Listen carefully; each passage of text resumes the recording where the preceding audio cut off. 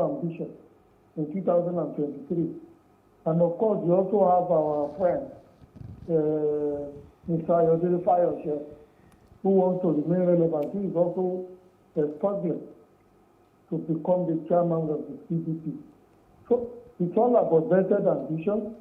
It has nothing to do with the general interest of all Nigerian people. But the crisis of the PDP is even so sad. Sad in so many respects, especially for the Nigerian people. It is about the only party to say that the Nigerian people are open and looking at as an alternative to the APC. And if they are looking at them as alternative, and these kind of things are happening within their ranks and all that, then where lies the hope of the average Nigerian person? There is none.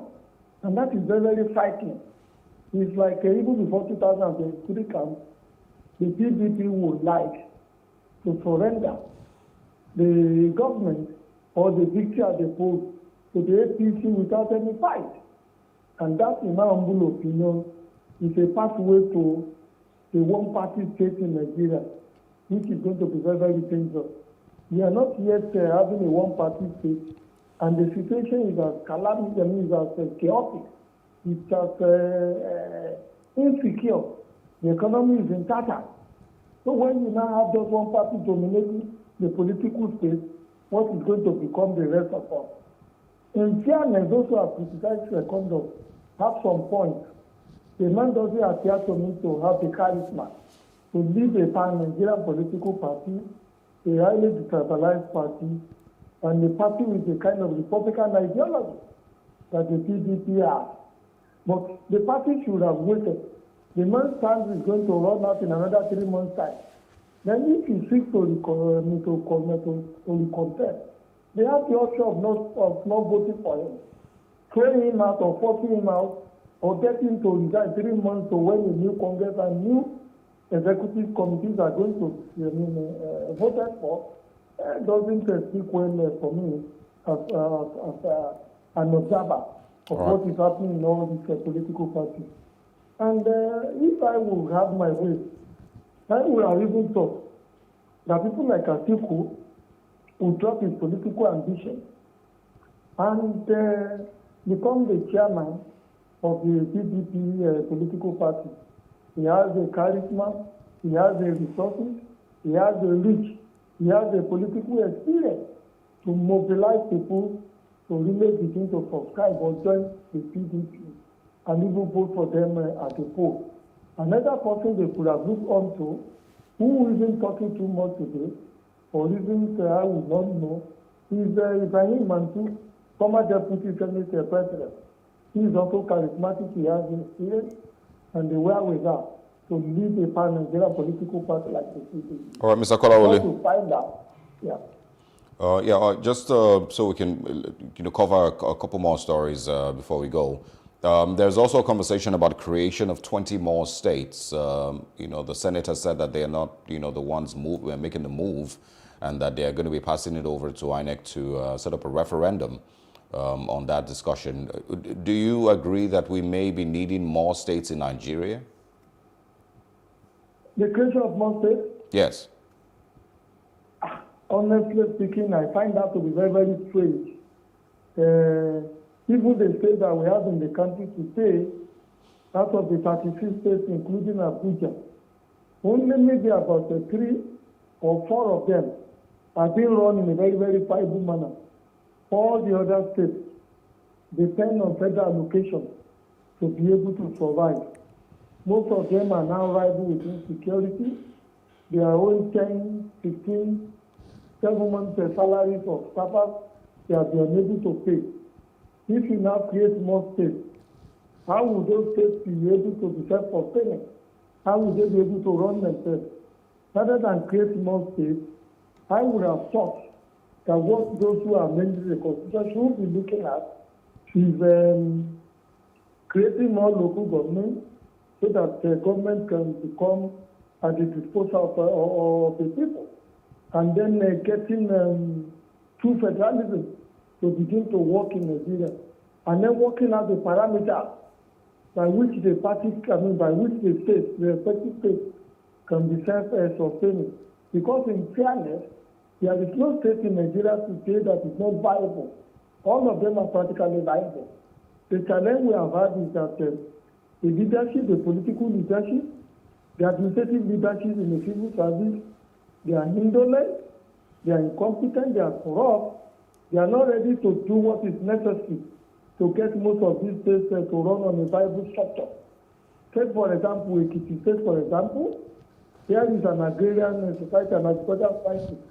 Most of the cocoa and coffee that are yielding food in Ekiti State today were planted before independence. That is about 1959. And that is still what we depend on today. If it's a return to this civil rule, Ekiti State has embarked on replantation for most of these crops and NORA. By now, they would have been yielding bountiful effects, and then they will be having products to export.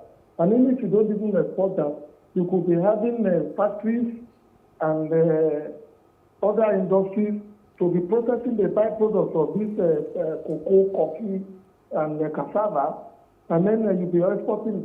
Look at a country like Ethiopia. They depend on only coffee and then their airline.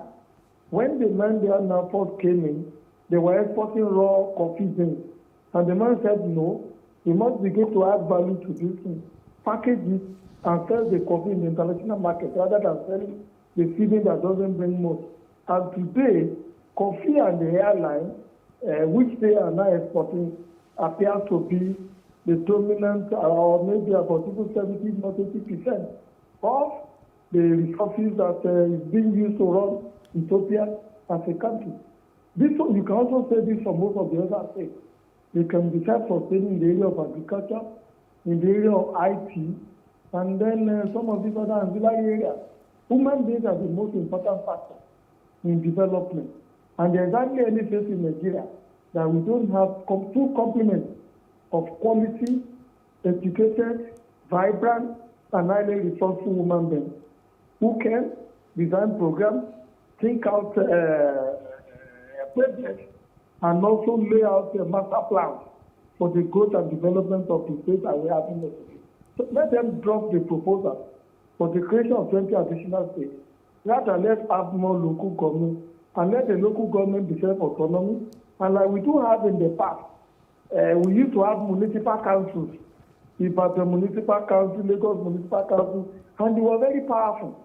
They will make their own budget, they will generate their own resources, they take care of things like environmental sanitation, street lighting, communal washing and drying places, and then playground for our children when they are home during weekends. Those are the directions in which I think those who are amending the Constitution should be looking at. Okay, lastly, Mr. Kolawole, I want us to take a look at the headline on the Punch newspaper. It's talking about the No Work, No Pay directive and that the federal government is battling NAD and asking all chief medical officers to go ahead to open attendance registers, and that any resident doctor who doesn't come to work and who doesn't sign that attendance register would not be paid salaries. And, you know, that's their own way of trying to make sure that doctors, you know, go ahead to resume work. Do you agree with the way the government is addressing this issue of the strike by resident doctors, threatening not to pay them? I mean, now there's even saying No. you don't pay us anyway, so. Honestly, I don't agree. Part of the challenge we have in this part of the world is that we have no respect for agreement. And a nation that has no respect for agreement, time and value for resources can hardly develop. For God's sake, these medical people went on strike from months ago, and then you negotiated with them, you entered into an agreement, and then the agreement was executed. No sooner than the ink dried on the agreement that was executed, the federal government refused to implement its own side of the agreement. And that is what has led the doctors to go back on strike. And when you look at what the doctors are complaining at, could they be described to be outrageous? The answer is no. Most of the hospitals are run down. Common basic medicines are not there. The facilities are not there. The workers are poorly motivated. Most of the structures don't look like a hospital structure. They are run down. They look like a abattoir, very dirty, ugly looking things, never renovated, have not been renovated in so many years to come. Whereas when you go into hospitals and all that, hospitals you can almost compare them to first class or five-star hotels. They are partly clear. The environment is serene. Do you have any of those hospitals in Nigeria today?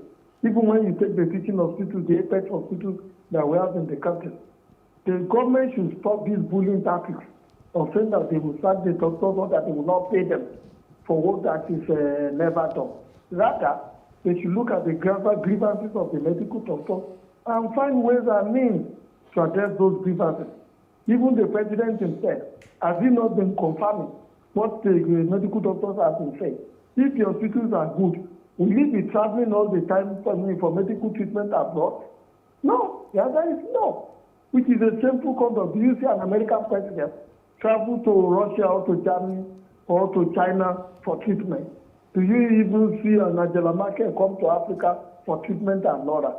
Whatever your people are not availed, whatever you cannot give them, a leader himself is not supposed to enjoy those facilities. But here the opposite is the case. They leave all the hospitals run down and then allow our people to die a needless death, and then they begin to bully the doctors that they will not pay them, they will not do this, they will sack them if they don't resume work. For me, it won't work. These are professionals who have alternatives. Look at the number of medical doctors that have left the country when the COVID pandemic broke out. The British people sent an aeroplane in here to carry any medical doctor or nurse who is willing to come and work over there in Britain. The pandemic hasn't gone, and the doctors are still not demand in most of these parts of many parts of the countries of the world. So that is the way you should look at. Furthermore, you now have a situation in which the federal government is saying that they are no longer going to be vaccinating people against COVID-19. When I read that story, I was shocked. I nearly wept. Some other countries of the world are now doing third round of vaccination. A country like France, for example, say, look, the vulnerable, the elderly people, and the sighted people above 60. After the first and second doses, we are going to be giving them a booster dose.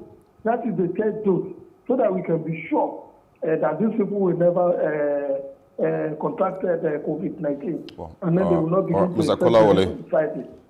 Yes, please.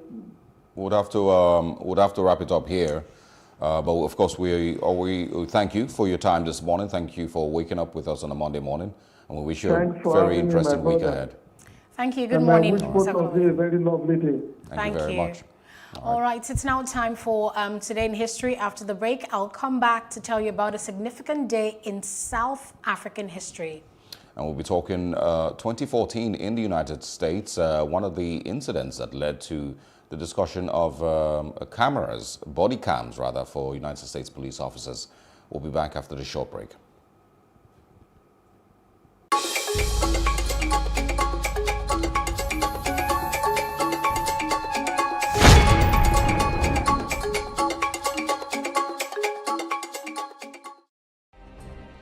Nigeria's Niger Delta region, from where the black gold fuels Africa's largest economy, where the lines between wealth and poverty has never been thinner. Conflicts, poverty, insecurity, and environmental challenges daily confront the region. How can the Niger Delta story be changed for the better? Join Mamude Akuga at 9 p.m. every Friday evening on PlusTvAfrica as he probes deep in search of solutions. Inside the Niger Delta with Mamude Akuga, the authentic voice of Nigeria's oil-rich region.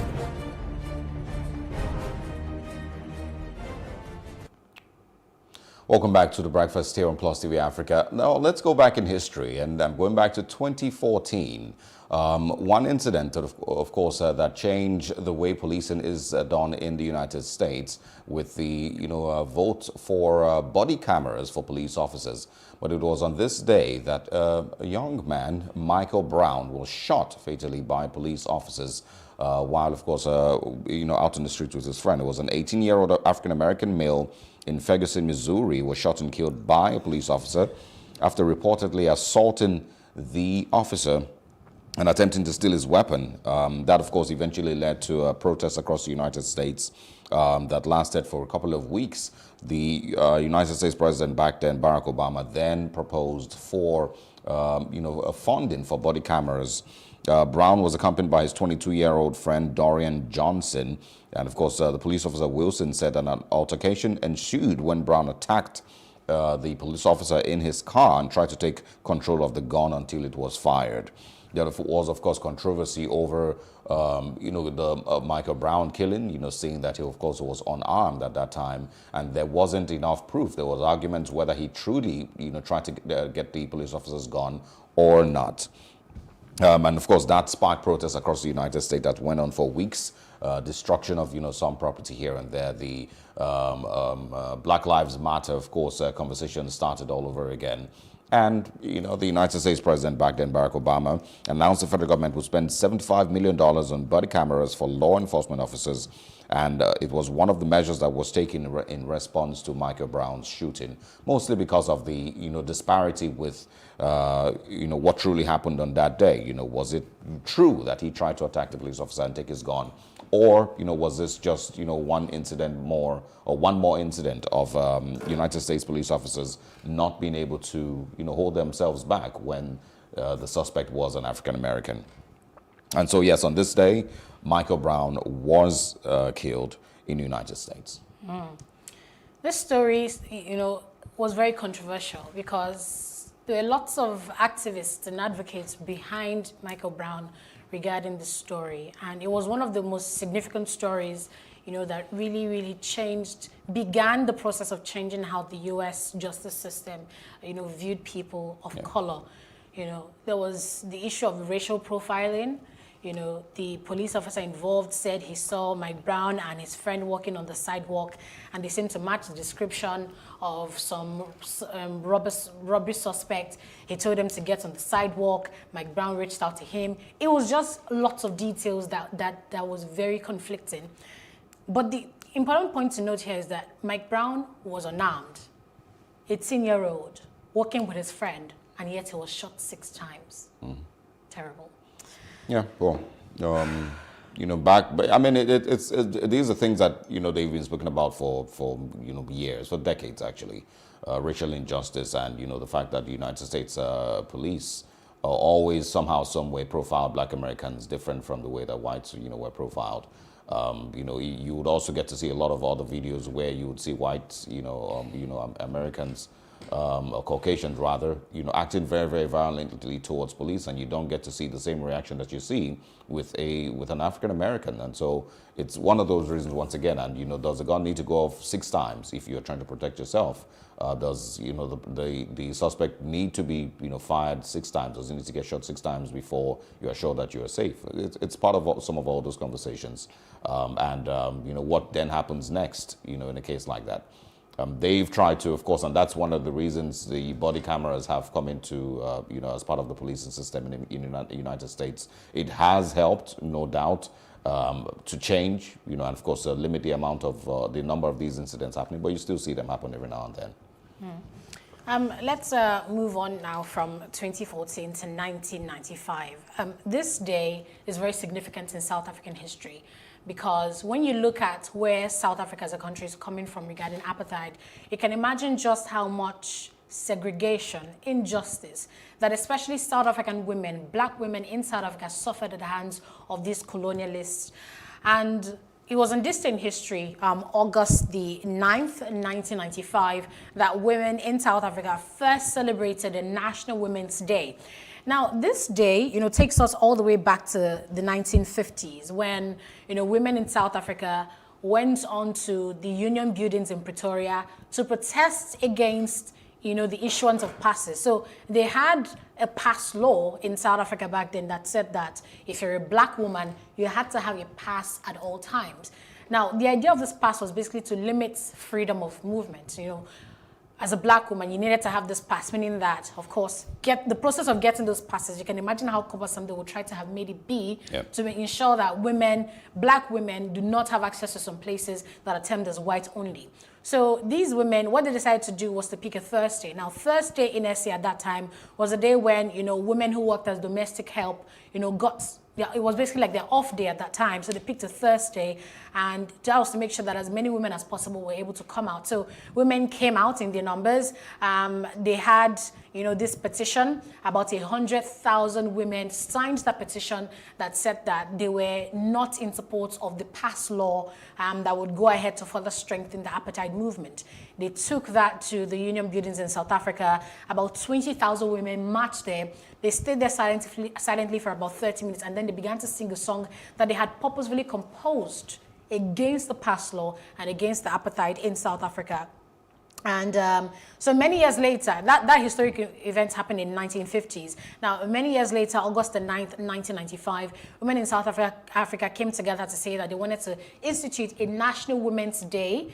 That this is a day where we're going to dedicate to talking about, issues that affect women. And in fact, in South Africa, August, the month of August is Women's Month. It's a month where they basically celebrate, women, where you have, women who have, power and influence in South Africa, organize events where they talk about issues that affect women. So it really is a power day in South Africa, and in fact, a power month. Yeah, absolutely. So when I see things like this, and, it makes me feel, bad, because as legal as protests are, we as Nigerians, for a long time, in the last couple of years or decades, have not been able to pull, together these numbers to make a statement. Protests aren't, always meant to be violent in any way. They aren't in any way meant to, be destructive. It's really just a combination of people, gathering of thousands of people coming together to make to pass a message to the government, and if possible, effect change. I don't remember if we've been able to pull 20,000, 30,000 people, 10,000 people together, in one gathering. And I feel like Nigerians need to get to that place where we stop being divided by numerous conversations and just focus on what's important and come together, and make a statement at some point. Anyway, we'll be going on a short break. When we come back, our first major conversation is starting up. We are going to be talking about the All Progressives Congress and the little court or judicial chaos that might be ensuing with the party and its leadership, May Malabuni. We'll get into that after the short break here on The Breakfast. Good morning once again.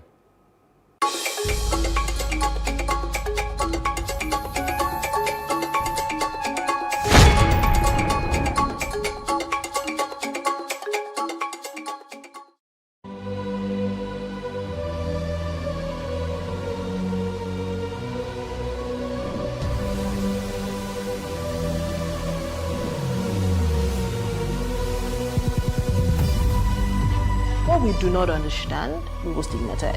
What you can see is the remaining of the tanker that exploded. The suspect equally confessed.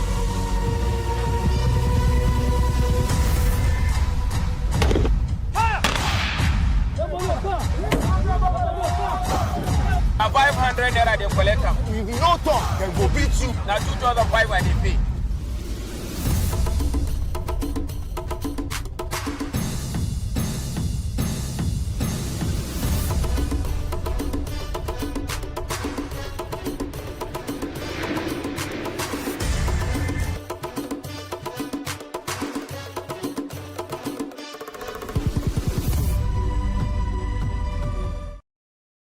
Praise God, from whom all blessings flow. Welcome to your favorite program, The Moment of Truth, brought to you by the Citadel Global Community Church. Our God is a God of salvation, far above all principality and power and might and dominion, that regardless of what happens in this season, you will escape. Say to your neighbor, there is no peace for the wicked. The lazy man does not roast what he took in hunting, but diligence is a man's precious possession. Finally, my brethren, be strong in the Lord and in the power of his might. Moment of Truth with Pastor Tunde Bakare, Sundays, 7 p.m. on Plus TV Africa. There's a legal battle in the All Progressives Congress right now over a judgment that was issued a while ago. And the man in the middle here is the chairman of the caretaker committee, Maimala Buni. And lots of questions over the legality of his chairmanship when you juxtapose that with Article 17(4) of the APC Constitution, which states that no officer in any organ of the party shall hold an executive position of office in government. And also Section 183 of the Nigerian Constitution, which goes on to say that a governor shall not, during the period when he holds office, go ahead to hold any other executive office or paid employment in any capacity whatsoever. And that's why Maimala Buni seems to be, a subject of controversy right now in the All Progressives Congress. Joining us to discuss this is a risk and policy management expert, Mr. Oshinowo Ibrahim. Good morning. Thanks for joining us. Good morning, guys. Good morning, viewers. Good morning, Nigeria. Let's begin with how you assess that Supreme Court judgment that has now put the fate of Maimala Buni hanging in the balance. Yes, thank you for having me again. It's a pleasure to be here once again. I would like to make some correction and clear some doubting Thomas who are prejudging or rewriting the Supreme Court judgment about our great party. I know most of the references that have been profoundly mentioned is all about Governor Akeredolu's Excellency, about the judgment that was delivered 4-3. I won't say that the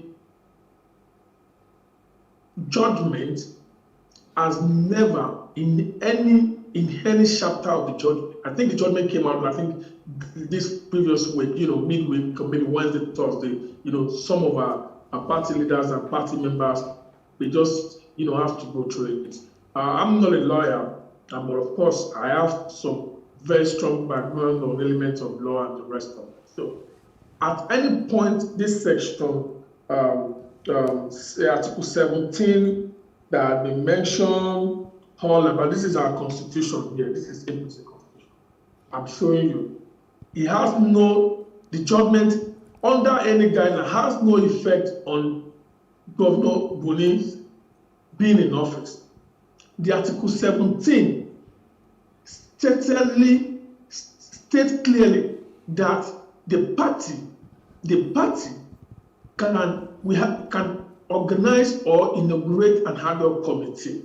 An ad hoc committee has no salary. Ad hoc committee has no benefit. It's just a voluntary job.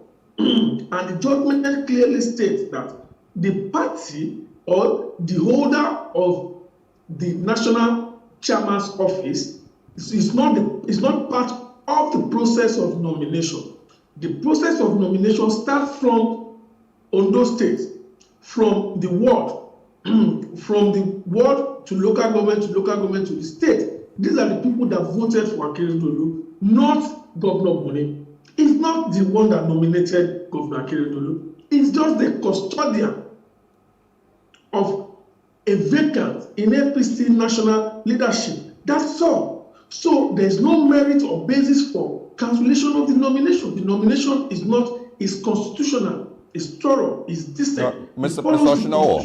1999 Constitution is amended, and it follows our party guidelines. So everybody should not be mentioning Article 17, Section 183 of the Constitution. Mr. Oshinowo. 1999 Constitution is amended. So Mr. Oshinowo, I want us to be clear on this. Yeah. There's no issue at all. Yeah. So you've stated that, but I think one of the concerns, is, and the way that it has been painted is, Akeredolu basically, has been lucky that he, was able to, skip this stage and, has been, of course, granted, the governorship seat. But the challenge really is with further elections, in the APC. And that I think that is what Festus Keyamo was pointing out, that, if this goes like, this way, it is possible that the chairmanship of Maimala Buni will be challenged in court with other APC elections in the state and at the federal level.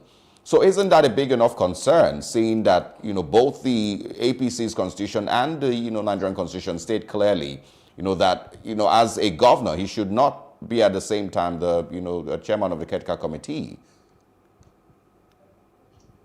You just said it now, caretaker committee. It's not the only caretaker committee chairman that we have, of committee chairman that we have. The governor, His Excellency Governor Sule of Nasarawa State, is also a member of an ad hoc committee. Other governors are chairing one or two committees of our party.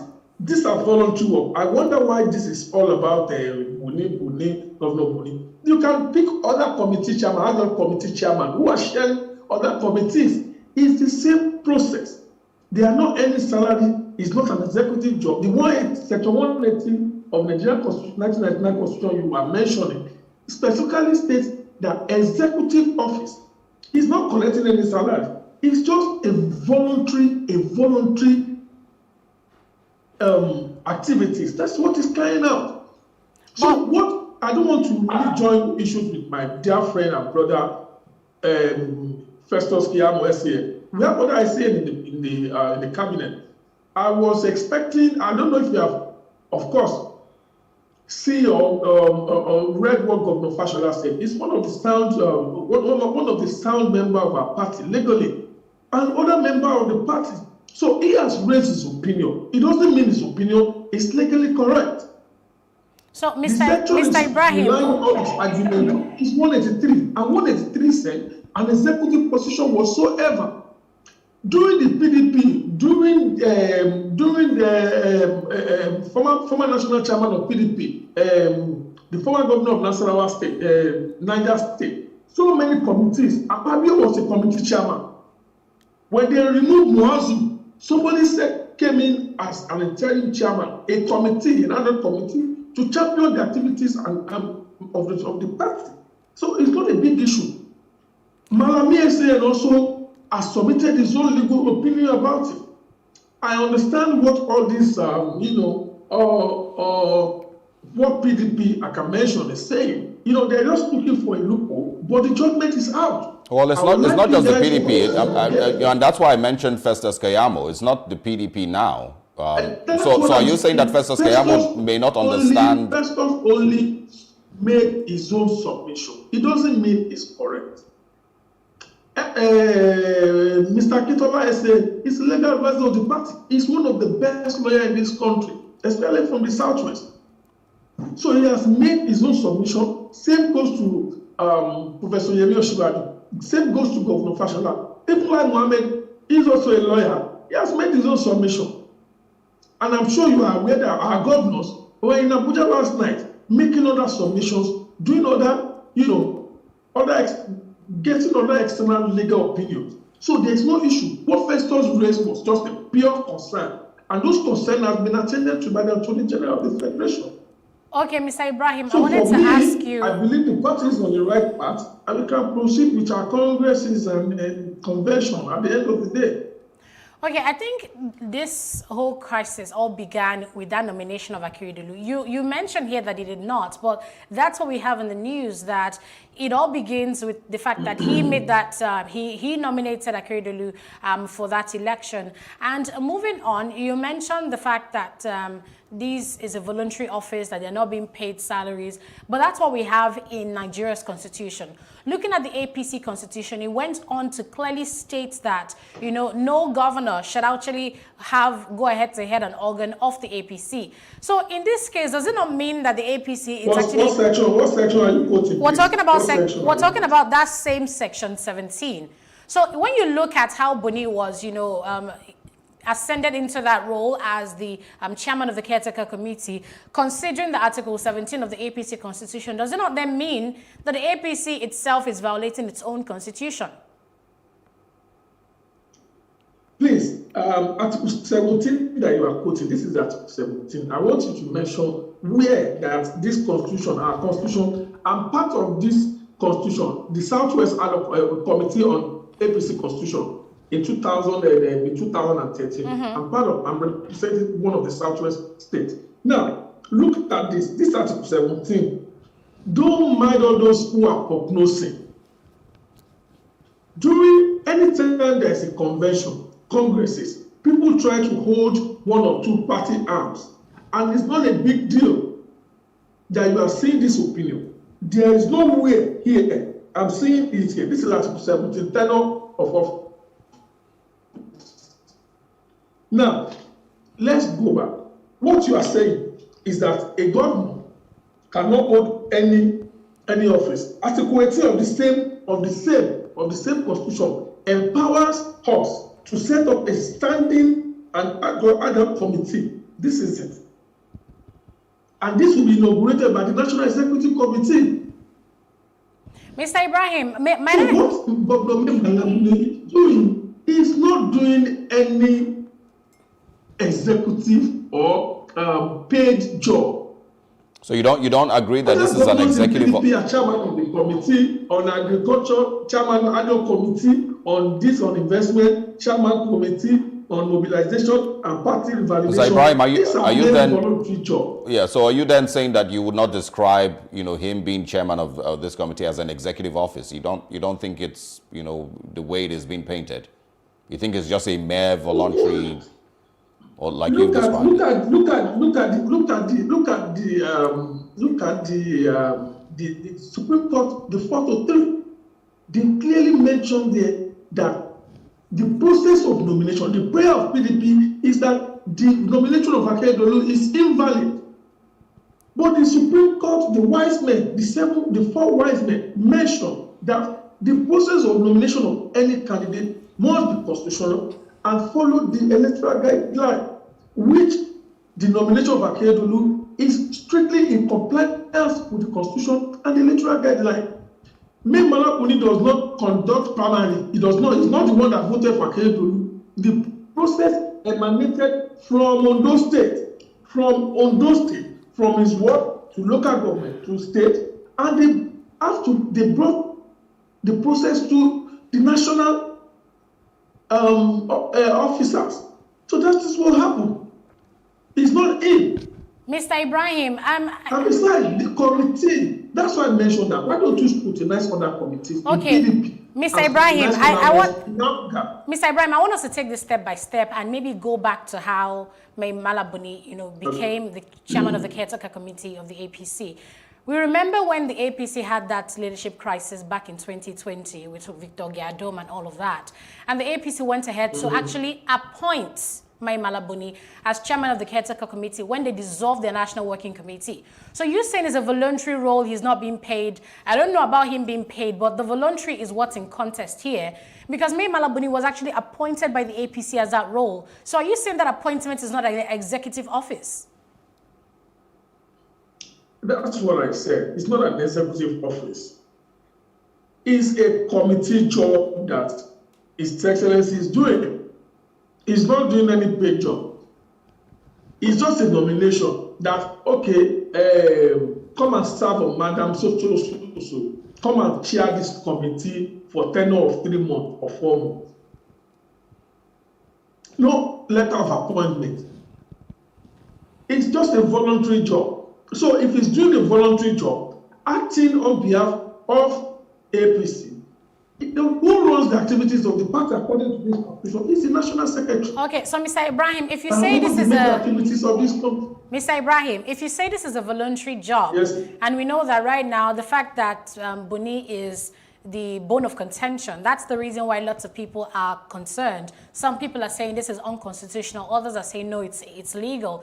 Since it's a voluntary job, to solve these issues, would you recommend that Buni just step down?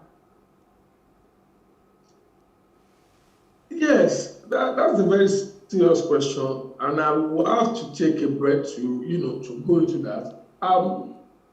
Personally, I will advise that there is no way we will amount crisis to crisis. If I'm in a position to recommend or to provide solutions to all these issues, I would study the Supreme Court judgment, because 3 is a good number, 4 is a brilliant number, 3 is a good number, 4 is a lovely number. So somebody said to me some days ago, it could, the judgment is clear. 1 is 1. The margin is 1. So 1 is the winning number there. We want our party leaders to look inward and possibly, because he's doing a good job. He's doing a good job. And we have recommended also to seek further external opinion. And this they've done. And we have also done, there's a committee I'm part of right now that we're looking into other areas that I can't discuss on the national TV. But I can't really, my opinion right now is to allow him to finish what he has started. He's on a lawful path. He's doing very well. He has been able to bring 3 governors into our party, uncountable senators, House of Reps member, former senators, even a BOT member of the PDP. And some governors are coming, particularly one in the southwest, in the southern parts of the country, in probably 2 or 3 in the southern parts of this country, including Governor Wike, possibly. So the party is at its peak. He's driving. He's a good party man. I've known him since he was a CPC. He moves as a substantive secretary of our party, interim secretary, substantive secretary. I've worked with him. He's a gentle, brilliant man. So I will advise the party to allow him to finish his term, to take us into the convention, and of course the national chairman will emerge. What I would say is that the convention should come on time, so that we can have a lot of time to do some other things and look focused, because 2023 is just within 2022. We are just going into election in 2023 February. All the process of nomination, party activities will start in 2022. So what I will advise the leadership of the party is to allow the convention to come on time. There is no time to waste. We know that PDP are watching. They are, of course, Labour, trying to see where we're going to nominate a candidate, maybe from the north or from the south. Then they can take advantage of that. So they should stop prognosing. They should stop prognosing to our party. A single guy, a Father Christmas, has hijacked their party. I told Kola on another forum, a single, just one person has hijacked their party. Well, because he has the money to use it for Father Christmas. Well, so Mr. Shinawa, they should pay issue of the having. Yes, please. Yeah, well, I always just want to. APC is on the right track. Yeah, and you like you've said, they are on the right track, and you would ask that Buni, finishes his tenure. I really just wanted to say that the conversations here are really not, about how the PDP is faring. It's really about Festus Keyamo's views, and of course other APC members that have thought that Buni should step down so that the APC doesn't have any legal challenges going forward, because Akeredolu's case has of course been settled, but the fears are with future elections, for the governorship, and of course with the 2023 general elections. But like you've stated, it's nothing illegal that he's doing, and it's pretty much the same thing with Ovi Omagege, who says pretty much the same thing, that the executive seat or the position as the caretaker committee chairman is not an executive seat, and neither is it a salaried seat. How do you, of course, see things playing out in the next couple of years, all the way to the build-up of the elections? A lot of things going to unfold. One, defections back and forth. Some people is going to leave APC, that's for sure. The defection season is yet to come. It's like a premiership season. By the last, quarter of this year, you will see a lot of defection. After the nomination of probably after the convention, people are still going to leave APC, but APC will gain more from PDP, because PDP are still not, we have no opposition in this country. But as a Democrat, I would prefer a very sound opposition. We wish our party well. We are expecting the president to come back so that, of course, the neck of the party can hold. Then we can have, substantive guideline on how to move forward. Of course, our party will increase some of our social benefits. Will increase some of our activities in terms of infrastructure, security that has been a, major challenge in sub-Saharan Africa, to increase it, and, where particularly on external borrowing, we have been advising as a professional to measure the risk involved in securing foreign loans, especially on loans that are not, productive. There's no way that you will deal with external and foreign loan on capital projects that will, the risk level in terms of repayment, in terms of, economic implications and the rest of it. Because if a country is so dependent on foreign aid, it has its own implications. So we are advising our party professionally on how to measure and calculate our risk in terms of securing, foreign loans. Also, what is the risk level on some of the projects that have been, carried out by Ministry of Works? How are they mentioning the economic impact of those projects in terms of, building roads, rails, and, major infrastructure like the bridge in the southeast, forgot the second Niger Bridge. Second Niger Bridge, which is one of the major, investment in this administration. Is it going to be a PPP arrangement? Is it going to be a toll-free? Because of course, right now, of course, from my own record, almost about 40 billion is on that project, budgeted for. Are we going to commercialize that to have more revenue? I read in the papers, which is part of our submission, that the increments in, plate numbers, and it was okay, because of the economic hardship right now, who will advise party at the point to even,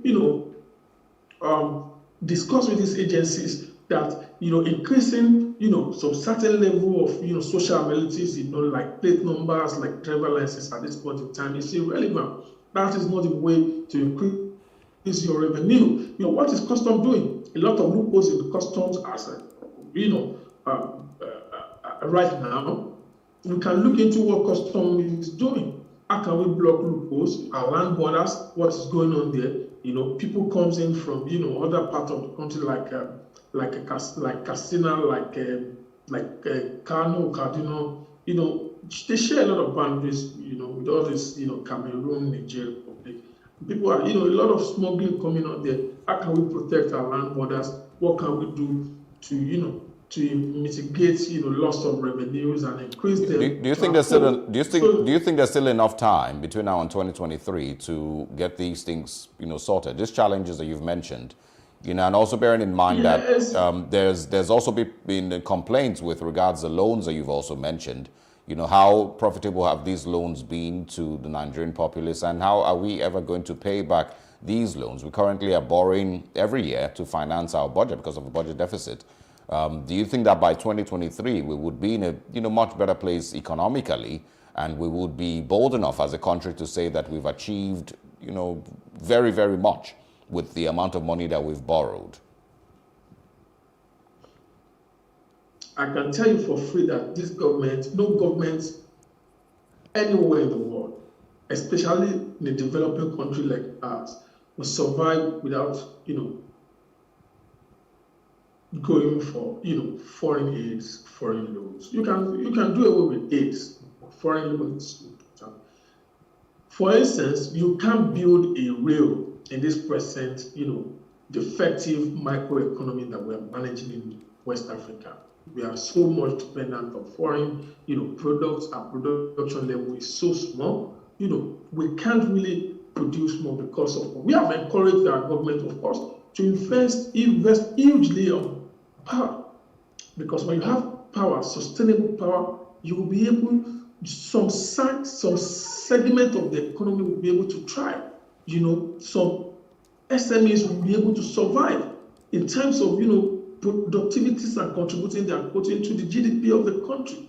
Right now, there is no country in West Africa that will survive without a loan.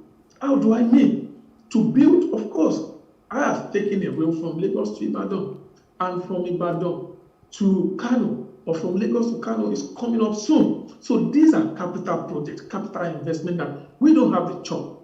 I don't know if you do remember that when we came into office, the oil prices as at that time was almost about $24 or $20. It has never been like that. These are uncertainty that will forestall a new administration.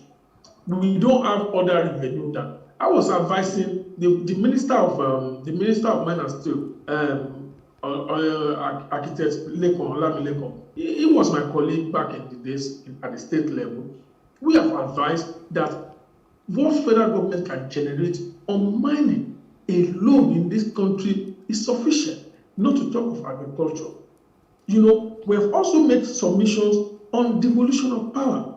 You know, agriculture is a concurrent list. Of course, states can also do one or two things in agriculture. Why don't we do mine and steel also on concurrent? You know, so that the state can make use of what they have at their backyard. Mr. Oshinawa, it's not, I don't think, and I've said this over and over, that I don't think, we have a lack of ideas on what we need to do as a country in order to increase our revenue. I've spoken about blocking leakages. I've spoken about, of course, the mines and steel development, agriculture, what the customs, like you mentioned, is doing. There's so many ways with which Nigeria can increase its revenue and, reduce its need to borrow. But in 6 years, if we are where we are today, do you think that we maybe could have done better with the time that you said we got into power? So do you think that your party could have done better with regards Nigeria's revenue generation? Honestly, let me be honest with you. We are doing very, very fine, but we can do better. We are doing very, very fine, but we can do better. The president has done graciously well. I can tell you that. The president is currently not in. President will come. The president is currently not in the country.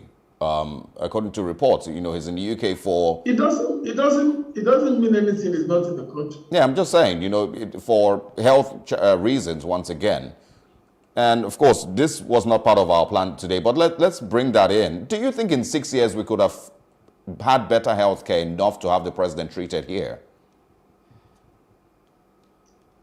We are developing our health sector. Look at the last budget. I don't know if you have seen it.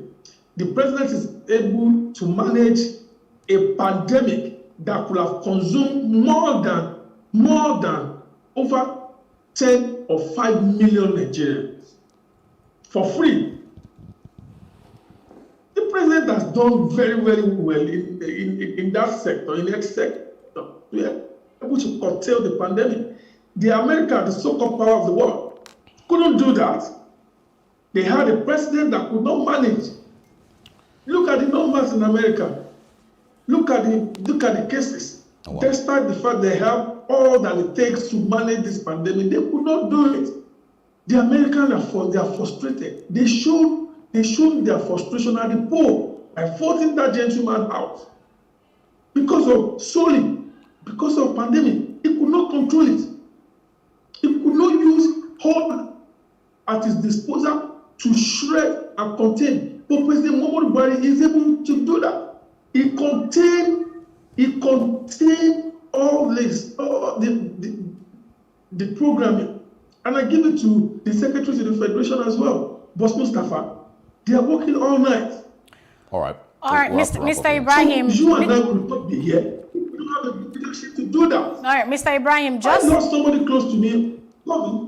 So we have to. I want to employ the media to give it to Mr. President. Wherever he's doing, he has done very, very well when it comes to health management and in this country. And I have to give it to the Minister for State as well. All right. So they have done very well. We wish we had more time. Mr. Oshinawa, we wish we had more time to go deeper into these issues and questions, but unfortunately we have to wrap up here. But thank you anyway for joining us. We appreciate your time this morning. Always interesting listening to your perspectives. Always. It's my pleasure. Nice to have you guys. Thank you so much. All right, seeing that he's a member of the APC, if we had more time, I'd have loved to ask him more questions about this caretaker committee. We know that when this was instituted in 2020, it was supposed to be just for a few months. With the whole crisis with the National Working Committee of the APC, when it was dissolved, But then, this has now gone on longer than expected. The president has extended the tenure of Mai Mala Buni as chairman. But we know that the mandate should be for the organ of the National Working Committee, not for the person, regardless of whoever is chairman of the caretaker committee. So I was going to ask him, how soon should we be expecting to see a well-constituted National Working Committee of the All Progressives Congress? Or is it going to be just a caretaker committee up until 2023? But I guess we'll have to wait and see what the answers will be. We'll take a break here and go straight to the Southeast to check up on the IPOB sit-at-home order.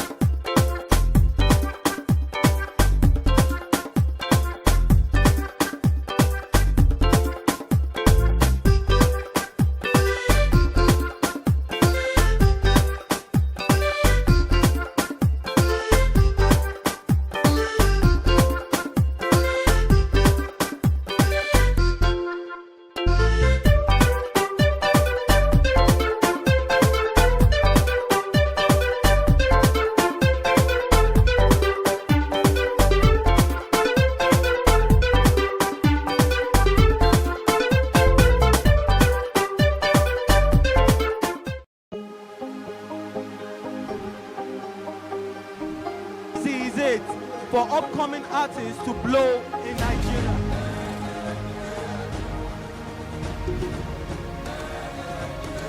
Welcome to Plus Trending. I am Bookie November, your host, saying thank you for joining us on today's episode. Welcome back. It's tea time on Plus TV Africa. Practice makes perfect. I'm not perfect yet, but I'm a lot better than I used to be. He's a king. He's entitled to marry 100 if he wants to.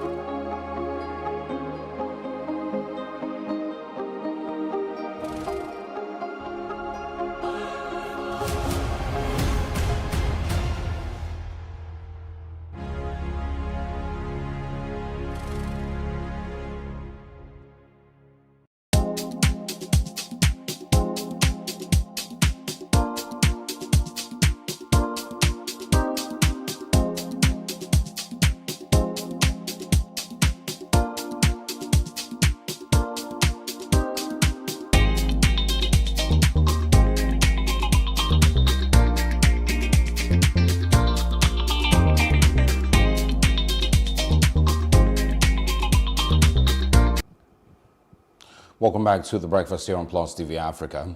Our next conversation moves to the Southeast, where there is some confusion with regards to a sit-at-home order by the IPOB.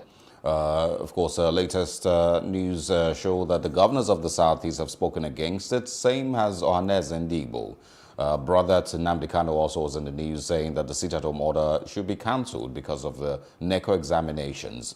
The foundation, of course, of this conversation is, with the IPOB declaring a sit-at-home order every Monday in the Southeast until the federal government releases Nnamdi Kanu, well, their leader of the IPOB, Nnamdi Kanu.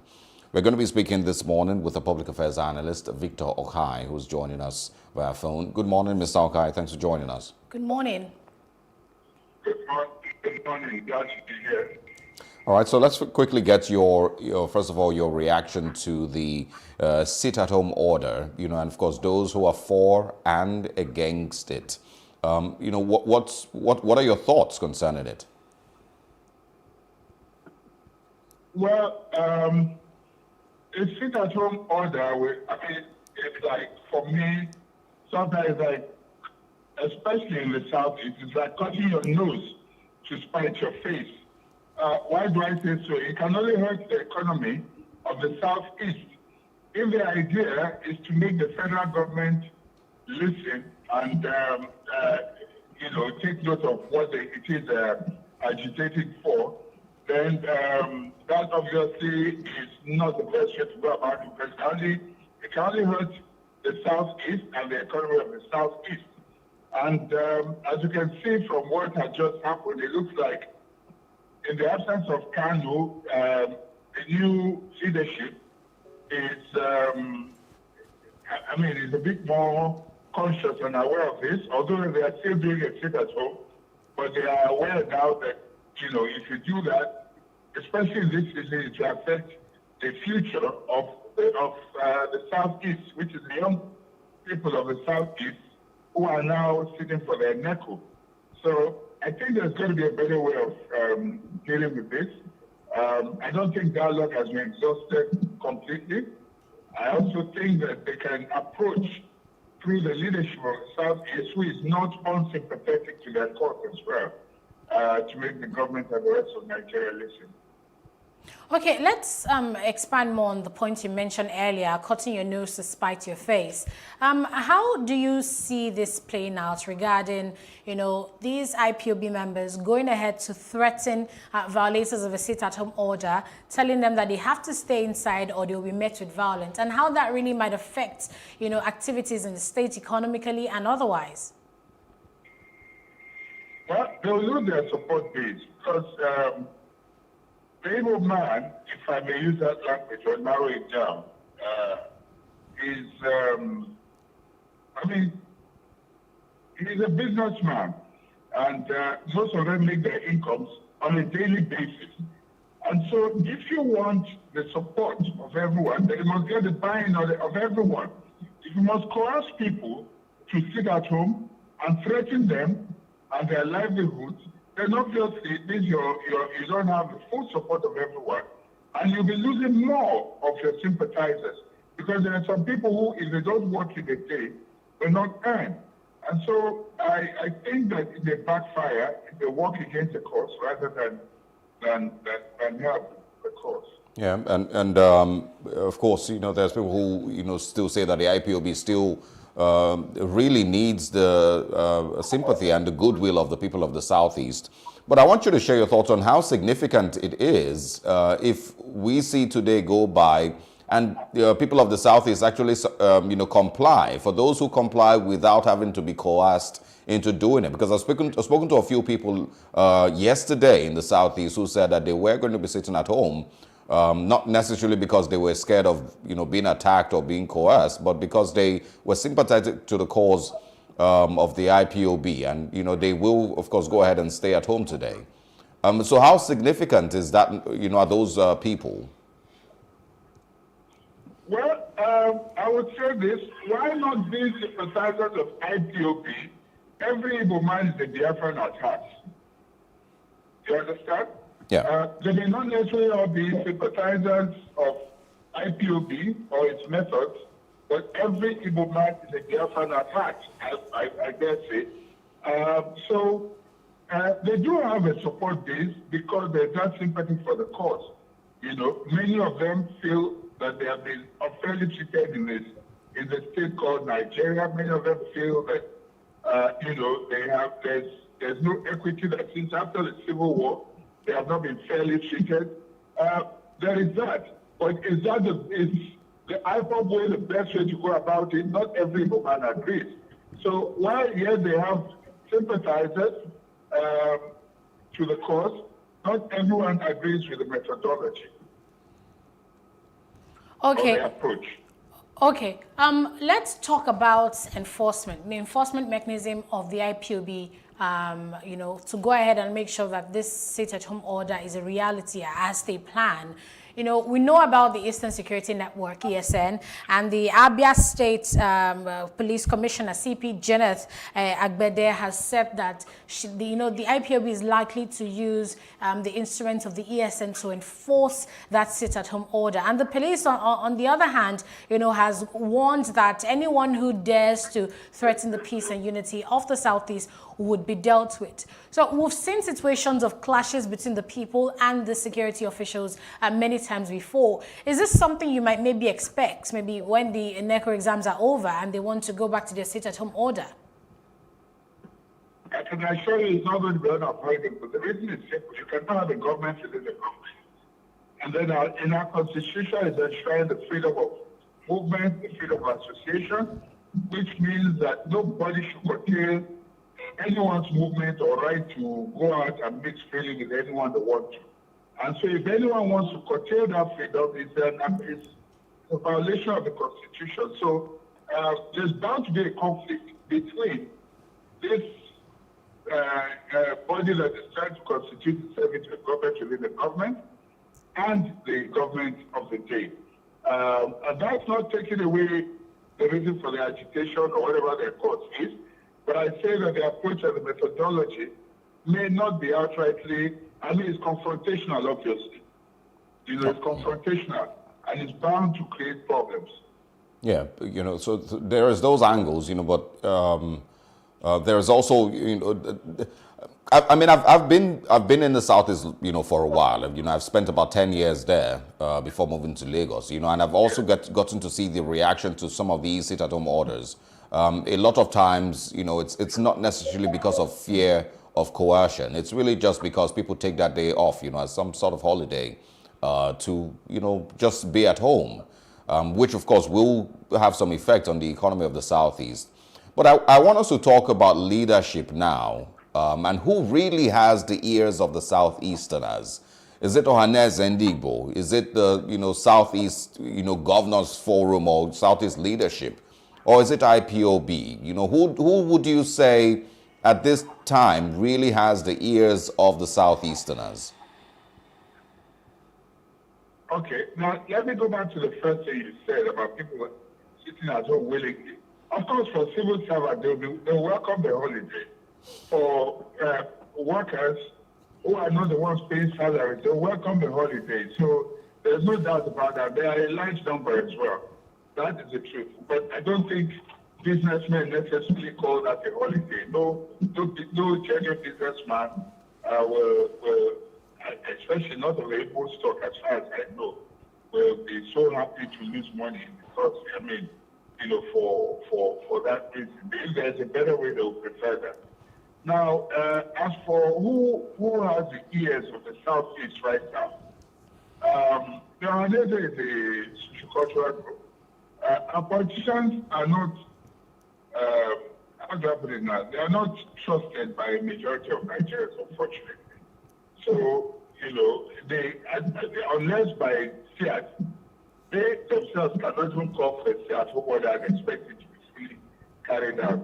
I feel it because of, not necessarily because of their methodology, but because of the ideology. The ideology is what makes their agitation, acceptable across the Southeast. Remember, I said to you that every Igbo man is a Biafran attack. Yeah. You know, so they believe in what IPOB is pushing, but not all necessarily believe in the method that IPOB is using. And so, as far as the ideology is concerned, what IPOB is pushing will carry through with the majority of the Southeasterners. So you can see that they have the ears. You can see the numbers abroad, you know, from the diaspora. You can see the numbers among the people of the Southeast. And it is basically based on inequity in the Nigerian state, perceived injustice, and the fact that they don't think they have been fully reintegrated into the Nigerian state after the Civil War.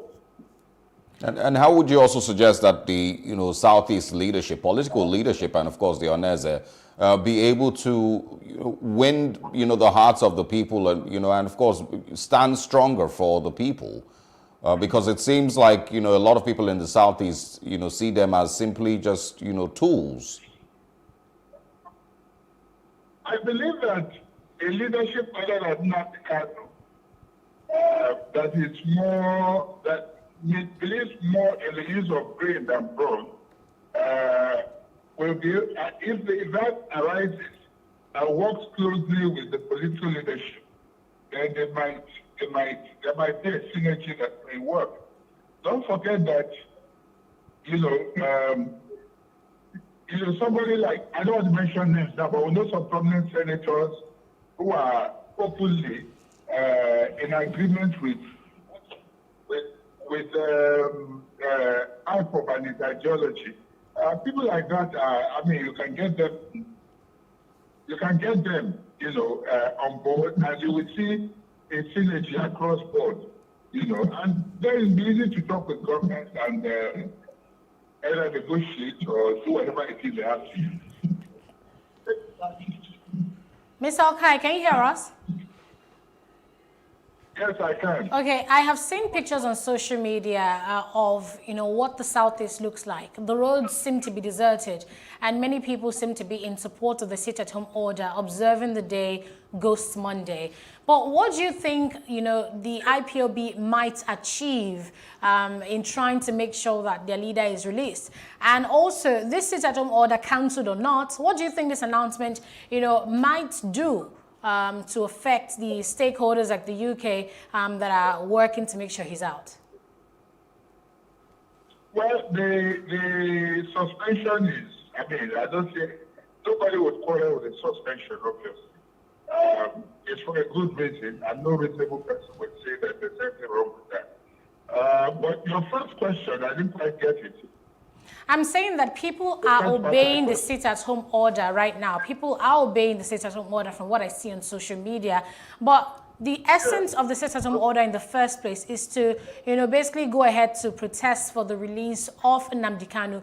But how does this sit-at-home order go ahead to make sure that that happens? And also, how would it affect stakeholders' involvement who are trying to make sure that Nnamdi Kanu is out? Well, you judge the future by the past. If you saw what happened to Zaki, you can be sure that Nnamdi Kanu is going to be away for a very long time, because there's no cohesion, no unity between the political class as yet and the IPOB, because the political class, some of the governors say Nnamdi Kanu as an opposition. Some fear him, some, feel threatened by him. So some would rather that he remains in the gulag, as in a manner of speaking. So, but if they were to come together as one, as the case is in the southwest with Igboho, then Sunday Igboho, then you can be sure that some political negotiation can be reached.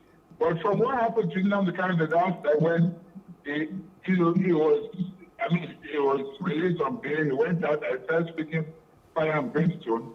It will be difficult to get anyone to stand bail for him anymore. It will also be difficult for people to stick their necks out for him. You will have good lawyers, no doubt, but to end with the lawyers, I don't know if the Southeast will be able to come together as one. Certainly those who want to do it are people who either fear him or are threatened by his rising popularity, and I'm not sure they are willing to do that. All right, and what would you advise the federal government at a time like this, and maybe also the state governments in the Southeast? Well, the federal government, I'll say to them, be very careful in handling the matter, because heads or tail, for me, it's a zero-sum game. Let me put it that way. Because heads or tails, you can't say there's a winner or a loser. If you release him, you can't guarantee that you stop making trouble. If you don't release him, that's not a guarantee that trouble will stop. So it's a very delicate matter and requires plenty of wisdom. What needs to a political resolution to this matter is what will serve best. How that will be done is left for the leaders of the Southeast, IPOC, and the federal government. All right, we're going to be joined by, another guest. I don't know if you can hear us. Good morning.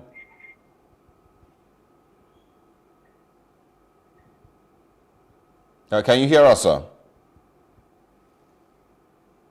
Okay, we'll take a short break. When we come back, we have someone else joining us, of course, along with Victor Okai, to share his thoughts on the IPOB sit-at-home order in the Southeast.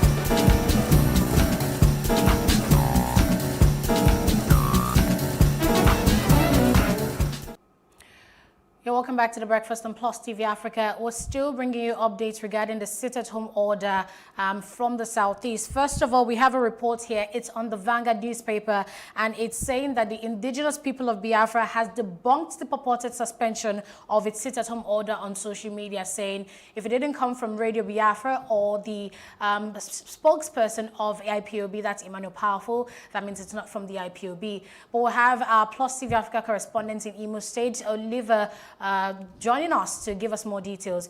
Oliver Joseph, thanks for joining us. Thank you very much, Robin. All right, please tell us where you are right now and what's happening regarding the sit-at-home order. Okay, as I speak, I've been to the popular Douglas Road in Owerri. Popular Douglas Road is a very busy place, and also Wedra Road in Owerri. And normal activities are going on. People are going about their businesses. Commuters are going about their businesses. Basically, they are not obeying the sit-at-home order in Owerri, as we speak. Okay. Have you interacted with any of the residents and indigents there? Hello. Did you hear that, Mr. Joseph? Yes, I've been able to talk to some of the residents in my report that will come late. You have less than 1 minute for this. We apologize for that break in transmission, but that was Oliver Joseph, Plus TV Africa correspondent in Imo State, giving us the details, saying he's at a popular roundabout, but the sit-at-home order is not being obeyed. And that really conflicts with what I'm seeing online, empty streets. But if we're getting conflicting information regarding... Well, different for different states. At different states. Also, when I first saw these pictures, the questions that came to mind is, are these pictures that were taken during the COVID-19 lockdowns that people are now pushing on social media as a narrative that this sit-at-home order is being obeyed? That's the first question that came to mind, because as a journalist, I need to be aware of the fact that people cook up fake stories and put them online. So that's the first question. Are people really complying with the sit-at-home order, or are those pictures from the lockdown that are being circulated to give an impression? Enugu seems to, be in compliance from reports that I have from Enugu State. It seems like everyone is at home this morning. So anyway, yes, there's some states in the southeast, so maybe the response in different states are different, but in most states, especially in the area our correspondent was, the sit-at-home order was not being obeyed. I think what's interesting is this information we're getting from the Vanguard newspaper that says that the statement that the sit-at-home order was suspended is false. But would, this is unverified as of now. As we get more details, we'll relay them to you. Yeah, and it should of course bring back or bring up conversations about how effective or how relevant this would be. If you continue to stay home every Monday, how is that in any way going to make the federal government budge? That's the question I asked Mr. Alkai. What exactly is the effect of the sit-at-home order? It's some of those questions that they need to ask themselves also. And who really will be on the receiving end of the sit-at-home order, if it's going to be Southeasterners and their businesses. Is it the people? Or is it, the federal government? Because, how much, effect. It's not like, when the Southeast is, the states aren't, sending money to the government every month. It's a reverse.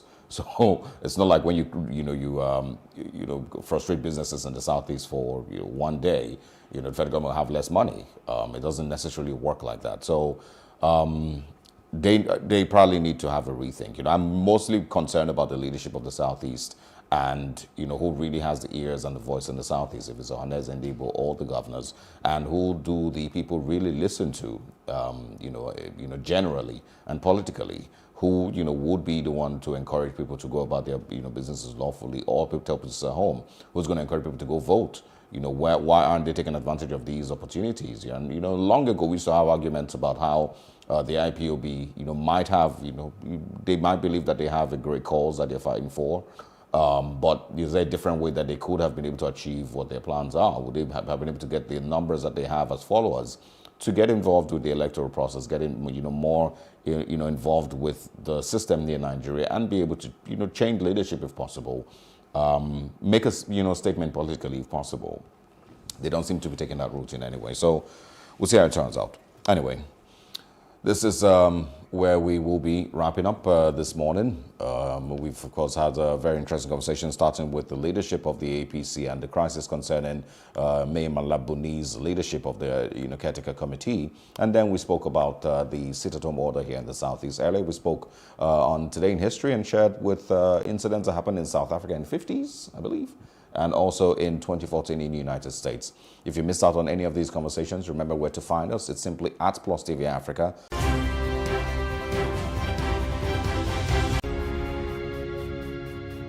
Of you? Yes, but without showing my private parts. I want to put it in my front room. And they said, you can't do that. People will be embarrassed when they came. You took that choice